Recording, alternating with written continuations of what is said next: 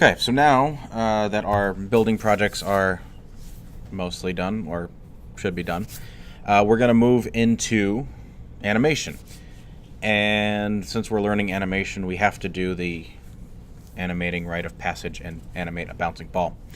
So that's what we're going to focus on today, is making this sphere look like a believable and realistic bouncing ball. But before we get into the actual animating, I just want to kind of talk about the general tool sets that we have at our disposal and a couple of the basic principles of animation. I know there are 12. I'm going to really focus on 2 today, timing and spacing. So in this scene here, I have a sphere that just moves down. Okay, it's just a very simple keyframe animation. The sphere starts 10 units up, and then in 12 frames it moves down. Okay, so I'm using the, you can kind of see, it's probably easier to see on YouTube than it is on this projector, but there's a slightly thicker line here. I'm in the front view. That's what I'm using as the ground plane. You know, if I bounce out to the perspective view, you can see that the sphere is sitting on the ground, and that's what I'm using, is just the grid floor as the ground plane. So that's a really simple animation. We've done that sort of animation before, right? So you just go to the frame that you want, you select the sphere, you right click and key selected, then you move to the next frame, and then you right click and key selected again. But we're going to go a little bit further, show you a little bit more of those controls. We're going to talk about the dope sheet and the graph editor, which will allow you to edit your keyframes and modify things, and not just modify the keyframes, but modify how Maya interpolates between the keyframes to give you some smoother and more believable motion. So I want to first just kind of talk about the tools, and then we'll actually get into the animation. So in this viewport, we do have an animation render or animation menu set. So up until now, we've just been dealing with the modeling menu set. We can go over to the animation menu set, and we've got a few other options. I will point those out as those become relevant. We don't really need to worry about that right now. There's also an animation tool shelf, which has a couple of interesting things which I will talk about today, and others which I will not. And then at the bottom of the screen is where there's a bunch of animation stuff that's rather useful. So we have our time slider, or timeline. I'm sorry, I forget what Maya calls this specifically. So this is the time slider right here. It's basically your timeline. You can see each of these numbers reflect a frame, and you can just click and drag to move between frames. Below that we have the range slider, and this range slider is which frames that you're seeing in the time slider. All right, so if you really only need to focus on the first 10 frames, you can drag that down and just focus on those first 10 frames of animation.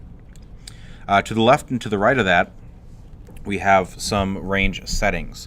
So these inside boxes, all right, the box immediately to the left of the range slider and immediately to the right of the range slider, are the visible range. All right, so it's instead of adjusting the range slider, you can just type in a number and you can see that they adjust. So if I type in 40, 40, and hit return, now my range slider goes from 1 to 40, and you can see the time slider reflects that. And you can also, drag that range slider if you only want to worry about 40 frames at a time. You can do that. The outer numbers are your total animation. Okay, so your overall number of frames. So we'll go from frame 1 to frame, in this case, frame 60. Okay, I can't drag that range slider out beyond 60. If I set this instead of 60 to 120, then I can drag my range slider out further. To the right of all of this, we've got some playback controls. We have go to the start of the playback range, go back 1 frame, go back 1 keyframe, play in reverse, play forward, go to the next keyframe, go to the next frame, and go to the end of the playback range. Okay, those are all relatively self-explanatory. If you forget what they do, just look at the help bar down here in the bottom left, and it will remind you. Below that, we have some options for character sets and animation layers we're not going to worry about. We also have our playback controls. So playback speed is going to be 24 frames a second. Okay, that's the cinematic standard. We have a button that'll allow for looping. So if you're playing back your animation to kind of analyze it and you need to loop it, that's the button. That's where you click. To the right of that, we have the auto keyframe toggle. So if you want to automatically set keyframes, you need to have this on. If you click it once, it'll turn red. That means automatic keyframes are on. If you click it again, it'll turn off and automatic keyframes are off. In order for automatic keyframes to work, you need to first set an initial keyframe. All right, so if I add, let's say I add a cube to this scene and turn on auto keyframing, and then I move it 10 units along the x-axis, you can see no keyframe was set, even though I have automatic keyframing on, and that's because I haven't told it what I want to keyframe. But as soon as I key that value, set a keyframe, you can see now that turns red. I'll go to a different frame, move the cube somewhere else, and now that keyframe pops up. All right, now we have another keyframe there. So that's automatic keyframing. Again, you have to set the first initial one, and then the rest will follow. And the last thing here in the interface, we have the animation preferences. It looks like a man running away from a giant gear. And again, here we can set our frame rate. We can also set our playback and our animation start and end. Some other options. Playback speed is important. So we generally want to be on 24 frames a second times 1. That'll play back real time. If you go every frame, it's going to play back way too fast usually. Unless you have a complicated scene, and then it'll play back really slow. Then we have 24 frames a second times 0.5, which is going to play back at half speed, and times 2 will play back at double speed. So you can use those accordingly. So that's it for the main interface, but there's a couple of other editors that are going to be useful.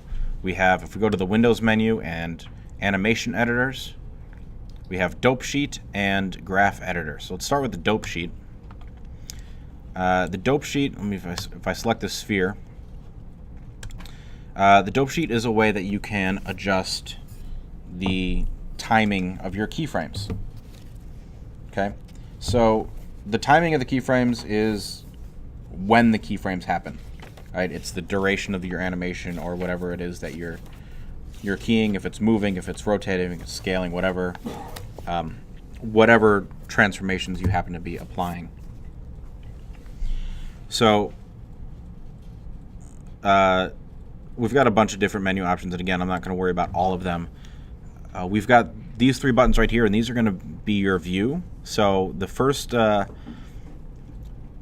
of view option you have here is to frame all displayed keys. So it's going to take all the keyframes in your scene, and it's just going to scale the view to just see the keyframes. So I only have 2 keyframes, which is why it zooms in so far. We also have frame the playback range. So right now my playback range is set to 120. So I click on that. It's going to frame 120 frames, so I can see all the keyframes in the range.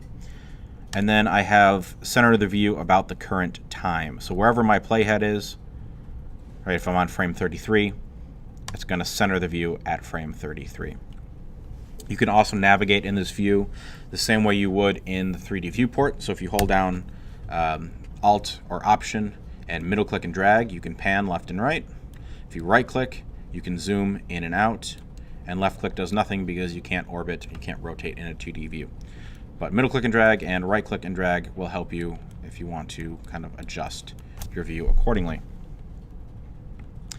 What's nice about the Dope Sheet is it's a way to see all of your keyframes. So I've got a couple of other spheres in this scene, right? And now if I select all of them, you can see all the spheres and all of their keyframes have popped up.